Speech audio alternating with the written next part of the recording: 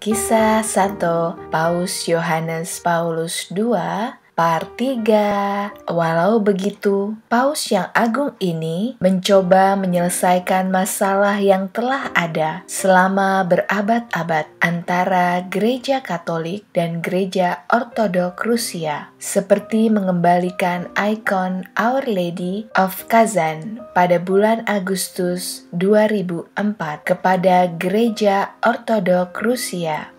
Dengan Yudaisme, pada masa kanak-kanak Karol Wojtyla sudah bersahabat dengan banyak tetangga Yahudinya. Pada tahun 1979, ia menjadi paus pertama yang mengunjungi kamp konsentrasi di Auschwitz, Jerman, di Polandia, di mana banyak warga sebangsanya yang mayoritas Yahudi Polandia meninggal selama pendudukan Nazi pada Perang Dunia Kedua. Pada tahun 1998, ia mengeluarkan dokumen yang berbunyi, "Kami ingat," sebuah refleksi Shoah yang menggambarkan pemikiran tentang Holocaust. Ia juga menjadi paus pertama yang diketahui melakukan kunjungan resmi kepausan ke sebuah sinagoga ketika ia mengunjungi Sinagoga Agung di Roma pada 13 April 1986. Pada tahun 1994, Paus Yohanes Paulus II meresmikan hubungan diplomatik antara Tahta Suci dan negara Israel, mengakui sentralitas kehidupan Yahudi dan keimanannya. Untuk menghargai peristiwa ini, Paus Yohanes Paulus II menyelenggarakan konser kepausan memperingati Holocaust. Konser ini disusun dan dilaksanakan oleh maestro Amerika, yaitu Gilbert Levin, dihadiri oleh ketua rabi di Roma, presiden Italia, dan mereka yang selamat dari Holocaust dari seluruh dunia. Paus mengatakan, "Kami sangat sedih oleh perilaku orang-orang yang dalam perjalanan sejarah telah menyebabkan anak-anak Anda untuk menderita, dan kami meminta pengampunan Anda. Kami ingin membaktikan diri pada persaudaraan sejati dengan orang-orang Kovenan." Dan ujaran ini pada tanggal 12 Maret 2000 dari catatan yang ditinggalkan dari Paus di tembok ratapan Yerusalem. Pada Maret 2000, Yad Vashem, tugu peringatan Holocaust di Israel, dan kemudian membuat sejarah dengan menyentuh satu dari tempat suci Yudaisme, tembok ratapan di Yerusalem, menaruh sebuah pesan di dalamnya, di mana ia berdoa memohon pengampunan atas tindakan yang pernah dilakukan oleh orang-orang Kristen terhadap orang Yahudi.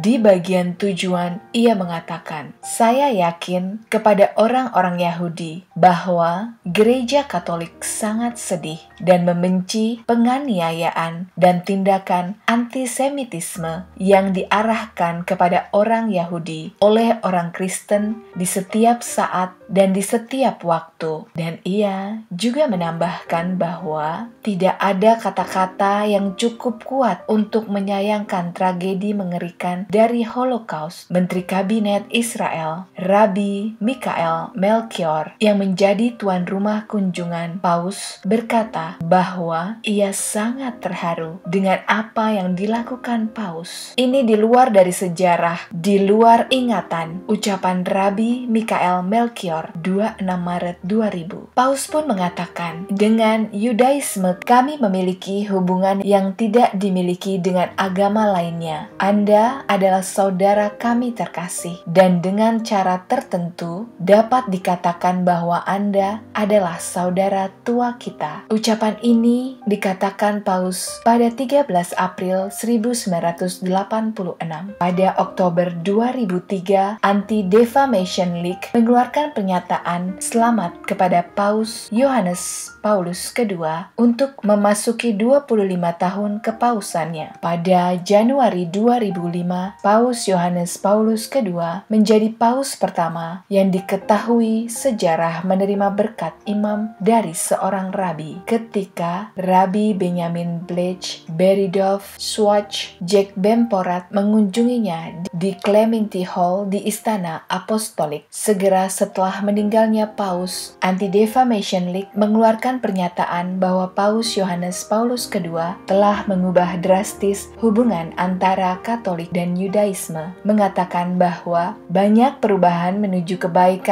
terjadi pada 27 tahun masa kepemimpinannya dibanding 2000 tahun sebelumnya. Dengan Buddhis Tenzin Gyatso, Dalai Lama ke-14 mengunjungi Paus Yohanes Paulus II 8 kali, lebih banyak daripada petinggi negara atau agama lainnya. Paus Dalai Lama sering berbagi pandangan yang sama dan memahami hal-hal buruk yang mirip. Keduanya berasal dari masyarakat yang dikelilingi oleh komunisme, dan keduanya sama-sama pemimpin agama tertinggi. Dengan Islam, Paus Yohanes Paulus II membuat upaya yang cukup signifikan untuk mengingatkan hubungan antara Katolik dan Islam. Ini adalah suatu hal yang sangat luar biasa, mengingat pada tanggal 13 Mei 1981, ia hampir saja tewas ditembak seorang Muslim Turki. Pada 6 Mei 2000, Paus Yohanes Paulus II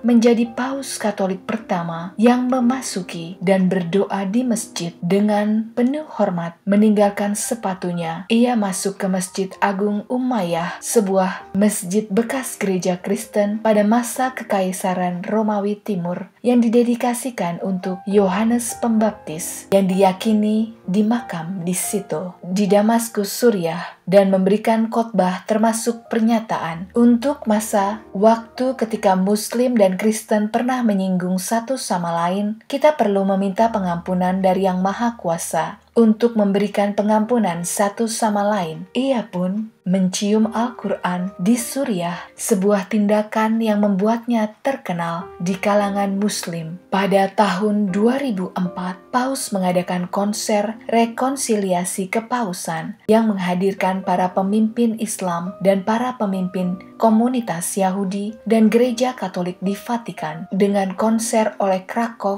Philharmonic Choir dari Polandia, London Philharmonic Choir dari Britania Raya, Pittsburgh Symphony Orchestra dari Amerika Serikat, dan Ankara State Polyphonic Choir dari Turki. Acara ini disiapkan dan dipimpin oleh Sir Gilbert Levin, KCSK, dan disiarkan di seluruh dunia. Paus Yohanes Paulus II mengawasi katekismus Gereja Katolik yang memuat hal khusus untuk Muslim. Di dalamnya tertulis, rencana keselamatan juga mencakup penciptaan di tempat pertama. Di antaranya adalah kaum Muslim bersama memegang iman Abraham, Nabi Ibrahim dalam Islam, dan bersama-sama memuja satu Tuhan, Maha Penyayang, serta penghakiman manusia pada akhir zaman, dan juga perannya dalam runtuhan komunisme. Paus Yohanes Paulus II telah dikatakan berperan besar pada jatuhnya komunisme di Eropa Timur, dengan menjadi inspirasi spiritual di balik kejatuhannya dan menjadi katalisator untuk revolusi damai di Polandia. Lech Walesa, pendiri Solidarność, menghargai Paus Yohanes Paulus II yang telah memberikan keberanian pada Polandia untuk bangkit melawan komunis. Katanya, saat itu tahun 1989. Kita lanjut di part 4 bersama saya, Benedikta. Salam sukacita.